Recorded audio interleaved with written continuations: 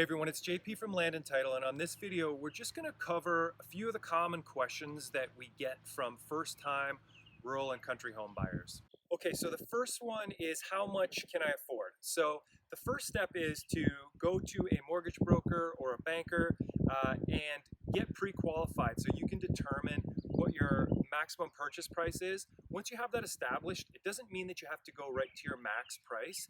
There's going to be some other things when you own a country home on a monthly basis that are going to be some extra costs that you might not find in a house in the suburbs or in the city.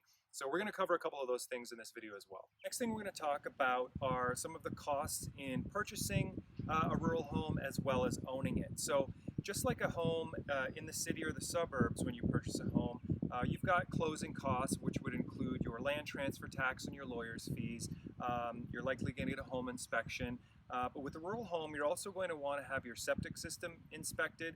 You're going to have your well inspected. And then, of course, also the water. You're going to want to make sure that that's tested to make sure that it is safe for drinking. Some other costs that you might want to account for are the purchase of some equipment.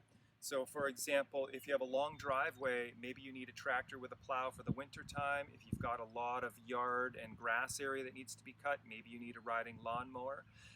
If you have outbuildings, those outbuildings also have roofs and eaves trough systems.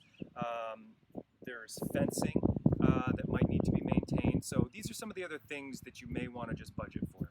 The next question that we get from a lot of people is, am I overpaying for a property? Well, the simple answer is that the value of a property is whatever a willing buyer is willing to pay for it. We can do the traditional comparable search, look at the location, look at the days on market, look at the market conditions, just like we would in the city. But in the country, there's a few extra variables there because every property tends to be a little bit more unique. And you also have to look at what the zoning of that property is. So does it have an agricultural zoning? Does it have a residential zoning? Does those zonings meet the needs of a potential buyer?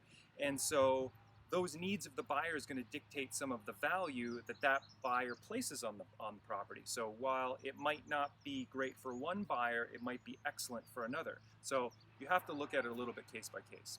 The next question that we get a lot is, how do I maintain my well and my septic system? So with the well, you're going to want to get your water tested every 2 to 3 years, and with your septic system, you're going to want to have that inspected every 3 to 5 years. And when they come out and inspect the septic, they'll determine on when it would be required to have it pumped out.